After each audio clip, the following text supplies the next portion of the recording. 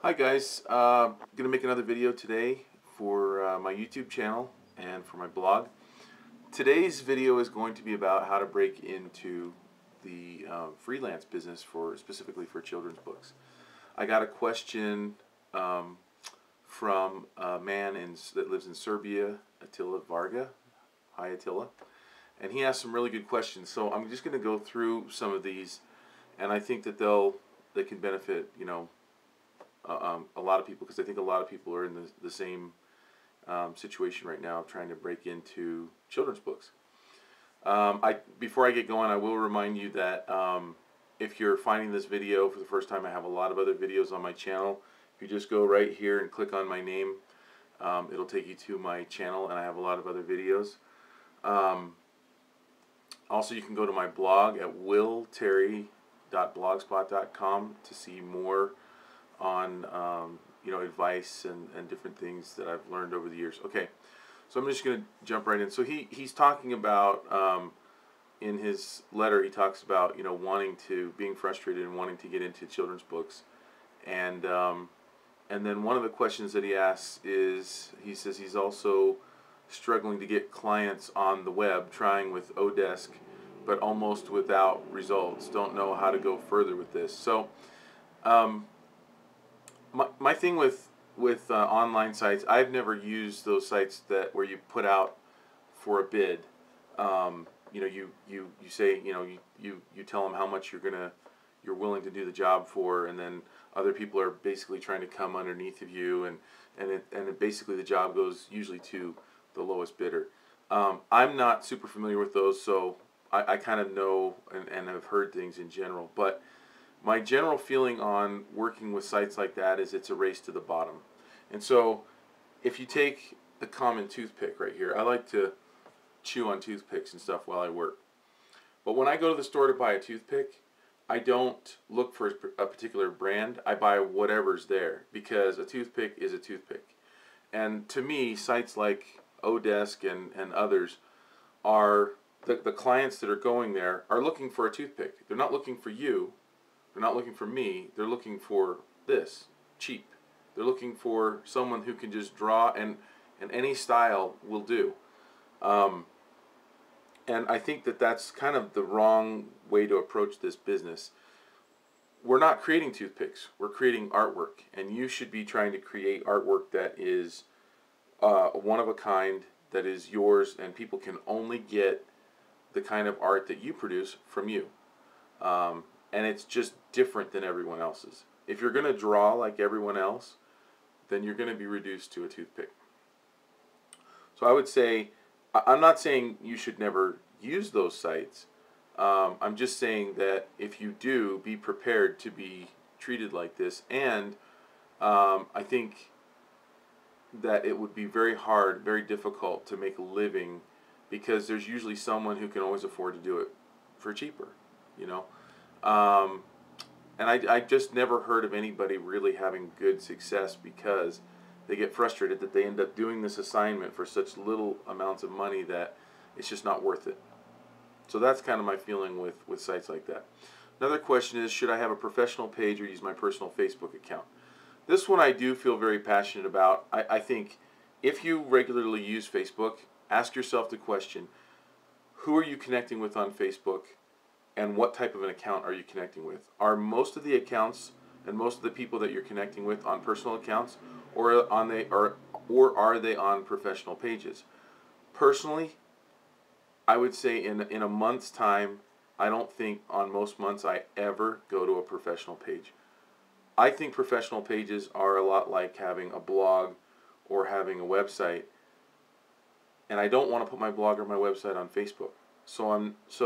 And part of the reason for that is I don't want to update Facebook twice, and I don't think it's a great blogging tool. The reason that people go to what am I trying to say? I lost my train of thought. Basically, the whole idea for me on Facebook professional accounts is that you lack the ability to connect with people, and people, let's say you have an artist who's just amazing and you want to see their artwork. it's great. You can click through their website in a few minutes, maybe 10 minutes. You can see all the work they've ever done. But then you start to wonder, who's the person behind the art? You know, what is um, what makes that person special? What makes that person tick? For me, I look at it like when I find someone's artwork that I really like, I want to know more about them. And so, and the other thing is, I think that's kind of the human nature in us. We want to connect with people. Um, so, like, I love to find out, hey, I have something in common with another artist. They also love dogs. I love dogs. They love dogs, and it makes me want to know even more. And I see the people I think that are the most successful using Facebook are using personal accounts. Now, some people will say, well, I want to keep my personal life separate from my professional life, and so I put family pictures on my personal account, and I want to keep my professional life professional. And my thoughts on that is, Facebook gave us an amazing tool. They gave us this thing for free. I mean, it's like a gift. Facebook is a gift. If you got a windfall of, say, $10,000, and you could use it for anything. You could go on vacation with it, you could buy a car, or you could use it to buy a computer to help you with your business. You could buy advertising to help you with your business, and hopefully help you make more money than the $10,000. You know, what would you do if you had a windfall of $10,000? Would you blow it, or would you use it for your business? Facebook is a windfall. It's a gift. Are you going to blow it on family? I mean, family's important, yes. But you have this gift. You can use it for family, or you can use it to further your business. That's how I look at Facebook. So I do post things about my family. I think other people are curious about my family. Now, I don't put very super personal stuff, but if we go, on a hike, or if we go, to an amusement park, or we do something fun, I'll share the pictures out there. I don't care if people see my pictures. They're not that interesting anyway. But then it gives me the opportunity to post, 80 to 90% of just random things that I'm thinking, things that help people understand me and get to know me a little bit better. So they feel like they know me. When you feel like you know someone, you have a connection with them. You care about them more. Let me give you a really quick example. When I first started in this business, I started showing my portfolio around. I probably showed my portfolio to, let's say, 100 places in the Washington, D.C. area. But I was sending out thousands of postcards. Of the people that I met when I showed my portfolio, I probably got 10 jobs out of 100 contacts, out of 100 visits. So that's 10%. When I send out a postcard, I'm lucky to get a 0.5% return. It's because people feel connected to you when you meet them.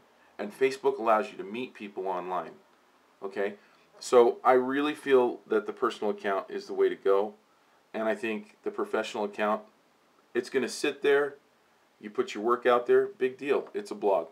So it's not bad to use it, but I think you're missing out on the connections that you could make with the day-to-day stuff. Okay, that's enough about my Facebook rant. Okay, should I participate in online contests like 99 Designs? I'm frustrated because I never won.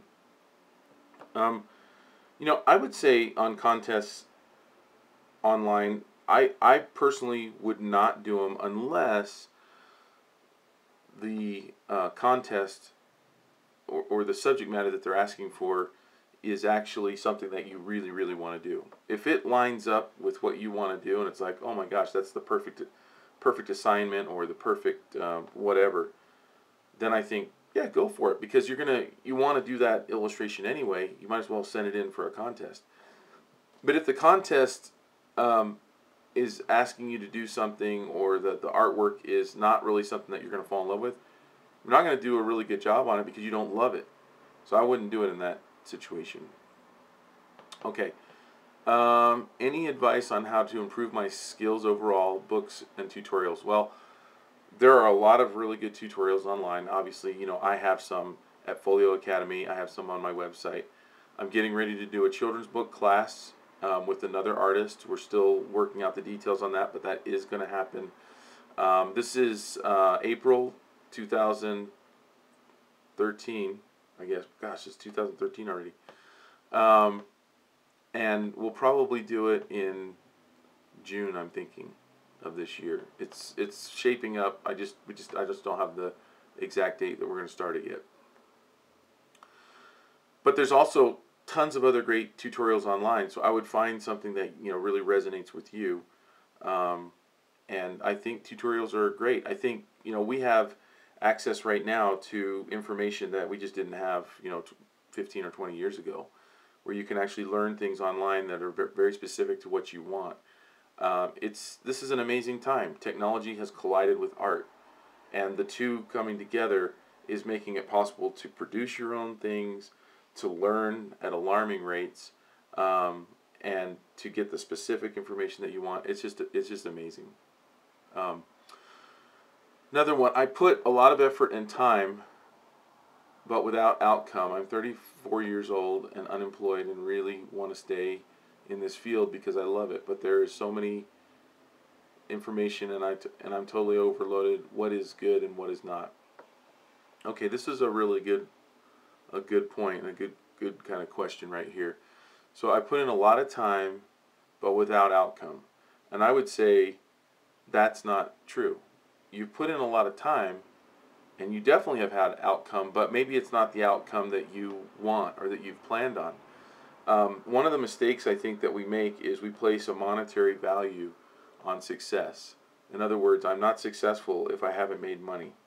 And I think that that's a dangerous game to play, because when you play that game, you set yourself up for failure, because money is not always a good measure of success. Money is definitely a byproduct of success, but it's not the true measure of success. There have been many artists in the history of the world who have not seen any monetary value until after they were dead. Now, of course, that's not great news, because none of us want to hear that. None of us want to find out, oh, we were a genius. Too bad we couldn't enjoy it in this life, But it is very true that you could be doing really good work, or you could be on your way to doing really good work and just haven't found the financial benefits yet. And I'm going to talk about that. I'm going to kind of wrap up with more on this later on, towards the end here. But I really do believe that you can't use money as an indicator of how well you're doing. I really believe that in order to be successful as an artist and as a children's book illustrator, you have to figure out a way to afford to do this, okay? By that I mean, if we look at the children's book, becoming a children's book illustrator, a lot like becoming a Hollywood actor. If someone in the U.S. told their parents, or someone in any country, said, I'm going to move to Hollywood and I'm going to pursue an acting career, most people would say, well, you're nuts. You're not going to be able to do it. You're going to starve. And most people that go in that want to become a Hollywood actor know that they have to support themselves while they pursue that dream. So in other words, they become a waitress, a waiter, server, food server. They get whatever little jobs they can get to pay the bills while they go out and do casting calls, right? And so basically they have to be able to afford to pursue that dream. I think the children's book field is much the same. And I've talked about this in other videos, but we used to have the editorial market as kind of a proving ground for illustrators. So you would kind of cut your teeth in the editorial market. That's pretty much dried up right now. So we don't really have that anymore, and that is that's a real sad thing to not have that. That doesn't mean that you can't still make it as a children's book illustrator. It just means you can't use that method, and it's not as easy to support yourself at illustration while you're pursuing it.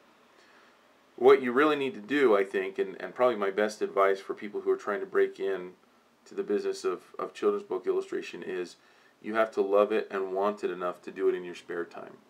So you have to be able to somehow afford to eat and pay rent and buy clothes and food and all that good stuff while you're working hard on your children's book illustration.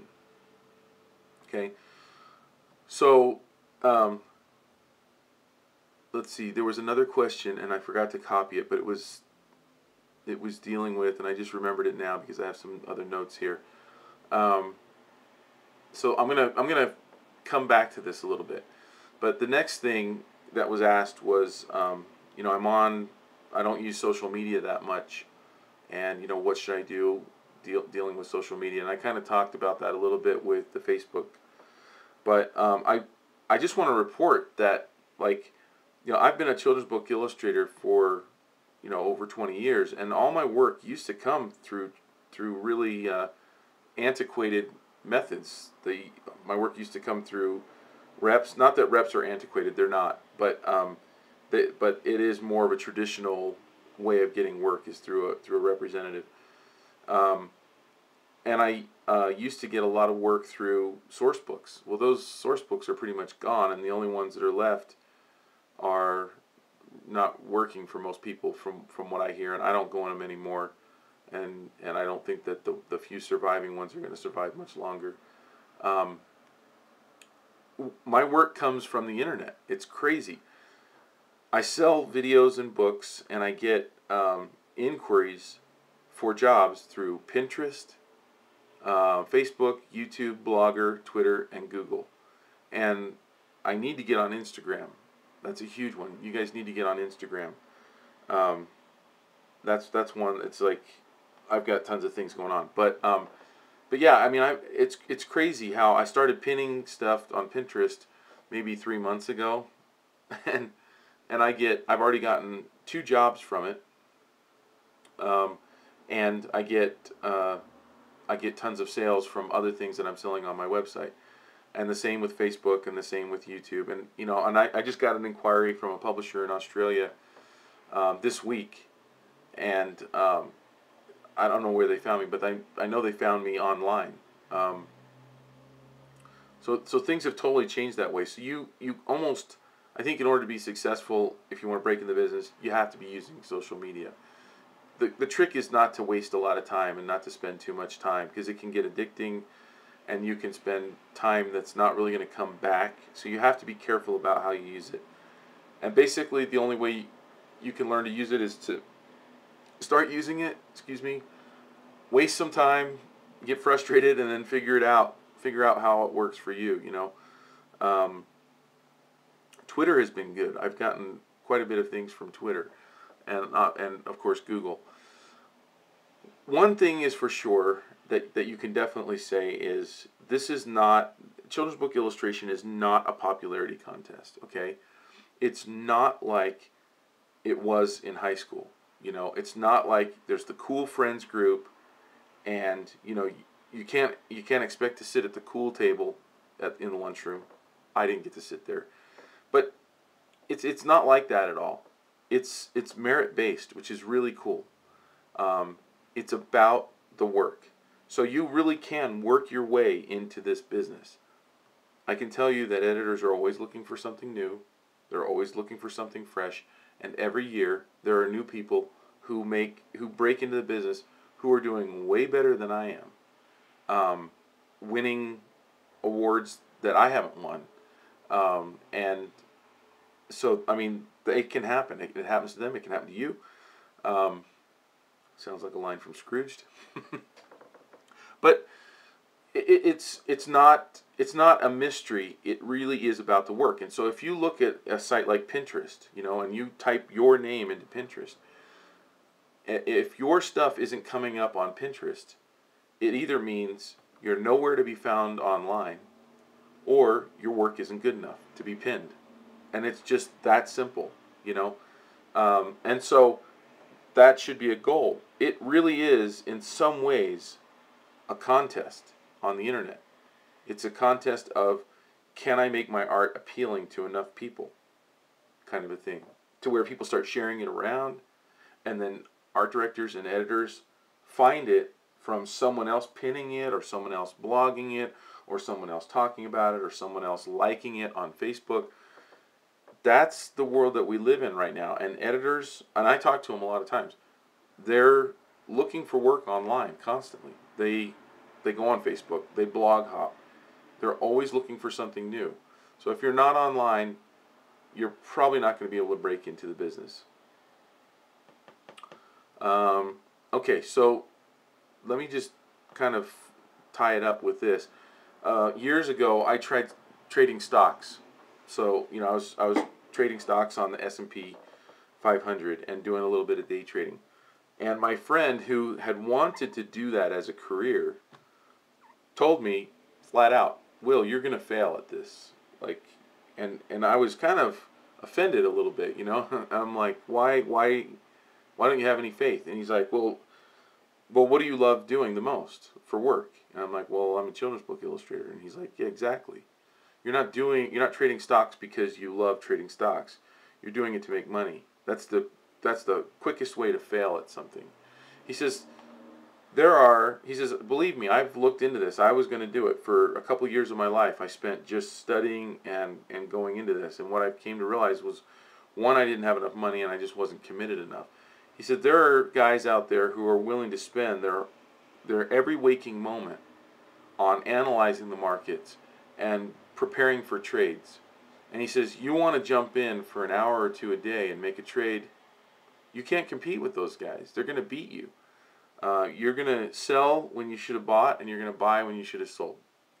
He was right. Now, luckily, I didn't lose my shirt. I kind of broke even.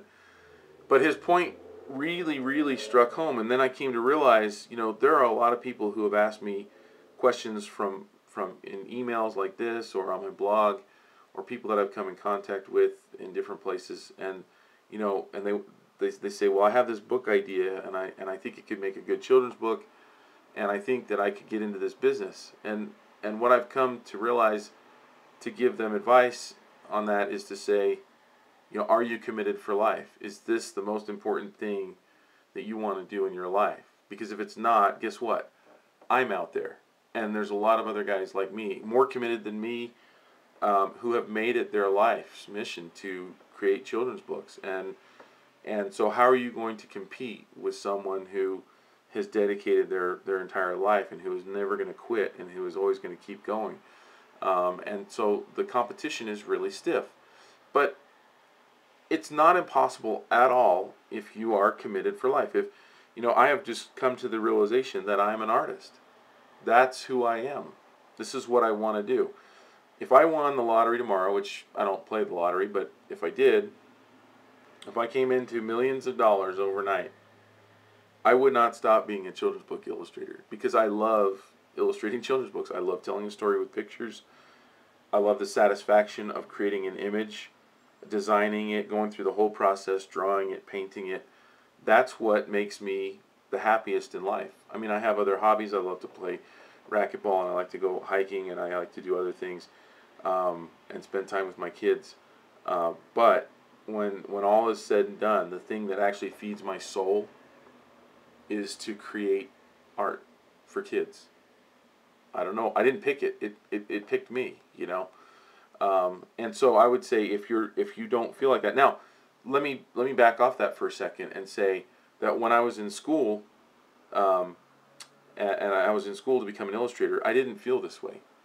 And I really want to always let people know, and some people don't believe this, but I really sucked. I mean, drawing has always been the hardest thing for me. Painting has always come easier. Color has always come easier. But raw drawing skills is something that I have always struggled with, and I continue. It's the hardest part of the children's book. For some people, drawing is the easiest part, and painting is harder, or color is harder. For me, drawing is the hardest part, and I have to really work on that. Design comes easier for me, but the actual drawing is harder, and they're different. And now I've kind of lost my train of thought again. Doggone it. But I'll realize it when I go back and watch this video. You have to be committed. You have to be willing to give everything that you have, because, oh, I know what I was going to say. I could only work on a painting for like 2 hours at a time when I was in school. I didn't know that I felt this way about children's books. And in fact, I was an illustrator for probably 5 years before I realized that books was where I wanted to be. And the way that I realized that was I had to go down other paths.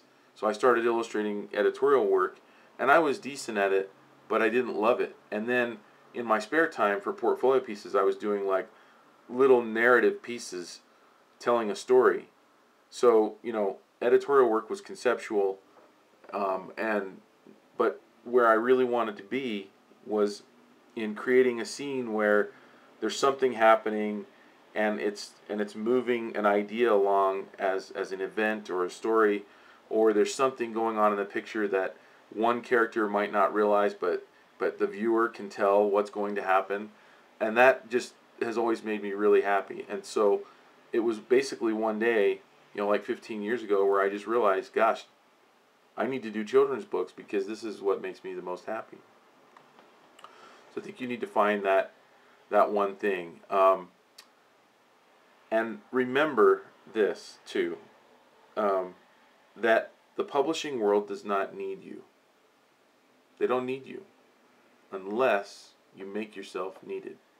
Because you are needed if you make yourself needed. And by that I mean, if you create the kind of artwork that people can't live without, you're in.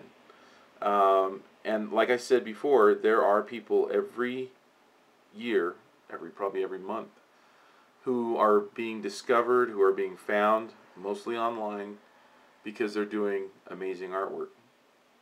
And so you can do it too. You just have to be able to somehow afford to be able to survive while you're doing it. I've talked a lot about the 10,000 hour principle that was popularized in Malcolm Gladwell's book Outliers. And I truly believe in that it is a quotient of time. A lot of times I'll talk to my students at the university, and we'll look at their pieces, we'll go through a critique, and I'm finding little problems, and I'll zoom in on it and paint on top of their image, and and I'll ask them flat out, how much time did you put on this image? And if a lot of times, they might say, well, I put 5 or 6 hours, and I'll say, looking at your sketch, if I were painting that sketch, it would take me 15 hours, maybe 20 hours to do. So what you're doing in 5 hours, is going to take me 3 times as long. Plus, I already have a process. I know I'm efficient because I've done it so much that it's like I go through step 1, check, then I go through step 2, step 3, step 4, step 5, and then it's done. When you're a student, you're still trying to find your process. So really, in order to compete, maybe your image should take you 20 or 30 hours, because you're still stumbling and trying to find your way.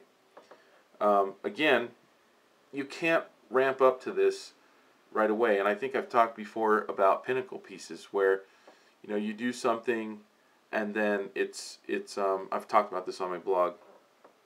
You do a piece that's better than anything you've ever done before, and you're like, you almost get this crazy feeling, like this amazing feeling, like, wow, I can't believe I produced that piece of art. And then the next pieces don't live up to the one that you did before, that amazing one, and so you drop back down a little bit, and then maybe a month or 2 or 6 months later, you do another piece that's higher than anything you've ever done before. And then you struggle for a while trying to work up to that. In a lifetime, as an artist, you're going to go through those.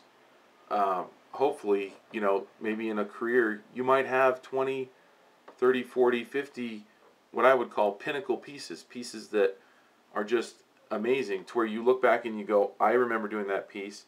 I was so happy when I finished that. You just have to fight, and it has to be a lifelong pursuit.